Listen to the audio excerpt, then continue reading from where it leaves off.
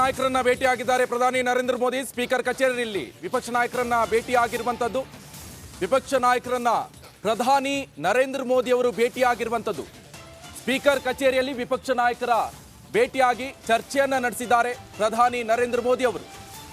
ಸಂಸತ್ನಲ್ಲಿ ದೊಡ್ಡ ಮಟ್ಟದಲ್ಲಿ ಪ್ರತಿಭಟನೆ, ಒಂದ್ ಕಡೆ ಅಮಾನತು ಪರ್ವ, ಇದೆಲ್ಲದರ ನಡುವೆ ಈಗ ಸ್ಪೀಕರ್ ಕಚೇರಿಯಲ್ಲಿ ವಿಪಕ್ಷ ನಾಯಕರನ್ನ ಭೇಟಿಯಾಗಿ ಮಾತುಕತೆಯನ್ನ ನಡೆಸಿದ್ದಾರೆ ಪ್ರಧಾನಿ ನರೇಂದ್ರ ಮೋದಿ ಅವರು.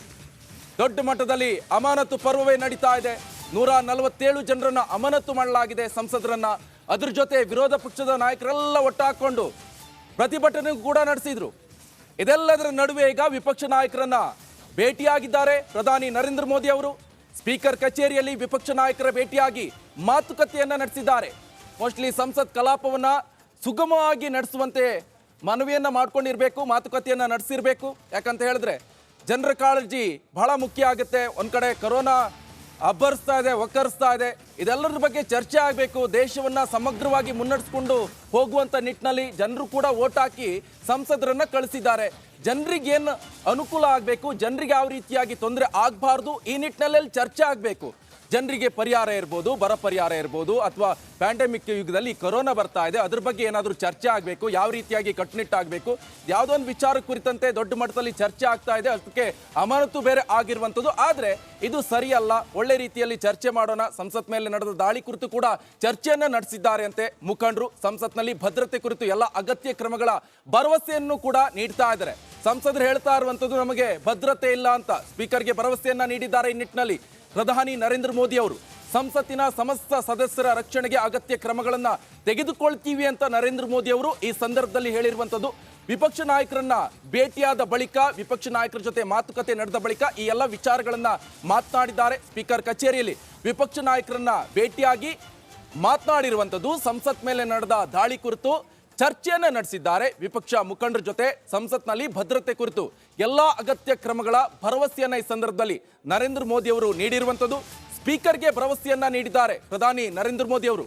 ನೆಕ್ಸ್ಟ್ ಇಂತಹ ಅಚಾತುರ್ಯಗಳು, ಇಂತಹ ಭದ್ರತಾ ಲೋಪಗಳು ಅಥವಾ ಬೇರೆ ಯಾವುದೇ ವಿಚಾರಕ್ಕೆ ಸಂಬಂಧಪಟ್ಟಂತೆ ಅದು ನಡೆಯೋಕೆ ಬಿಡೋದಿಲ್ಲ.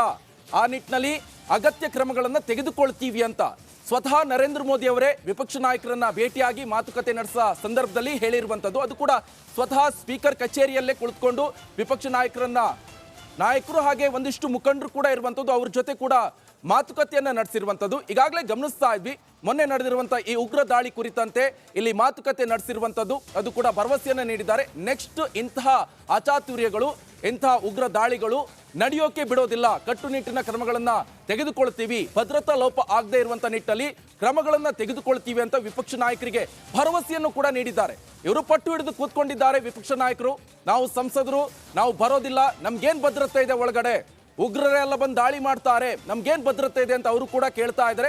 ಆದರೆ ಈ ಎಲ್ಲ ಭದ್ರತೆಗಳ ಕುರಿತಂತೆ ಅಗತ್ಯ ಕ್ರಮಗಳನ್ನ ನೆಕ್ಸ್ಟ್ ತೆಗೆದುಕೊಳ್ತೀವಿ ಅಂತ ಪ್ರಧಾನಿ ನರೇಂದ್ರ ಮೋದಿ ಅವರು ಸ್ಪೀಕರ್ ಎದುರುಗಡೆನೆ ಭರವಸೆಯನ್ನ ಕೊಟ್ಟಿರುವಂಥದ್ದು.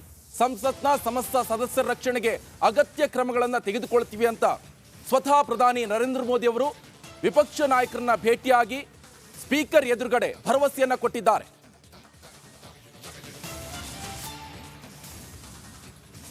ಈಗಾಗಲೇ ಗಮನಿಸ್ತಾ ಇರಬಹುದು, ಮೊನ್ನೆ ನಡೆದಿರುವಂತಹ ದಾಳಿ ಸರಿಯಲ್ಲ, ಅದರ ವಿರುದ್ಧ ನಾವು ಪ್ರೊಟೆಸ್ಟ್ ಅನ್ನ ಮಾಡ್ತೀವಿ ಅಂತ ನಾಯಕರು ಕೂಡ ಪ್ರೊಟೆಸ್ಟ್ ಅನ್ನ ಮಾಡ್ತಾ ಇದ್ರು. ಆದರೆ ಸಂಸತ್ತು ಕಲಾಪ ಎನ್ನುವಂಥದ್ದು ಸುಗಮ ದೃಷ್ಟಿಯಲ್ಲಿ ಸಾಗ್ತಾ ಇಲ್ಲ. ಎಲ್ಲರೂ ಬನ್ನಿ ಒಗ್ಗೂಡ್ಕೊಂಡು ಮಾತಾಡೋಣ ಅಂತ ಚರ್ಚೆಯೂ ಕೂಡ ನಡೆಸಿದ್ದಾರೆ.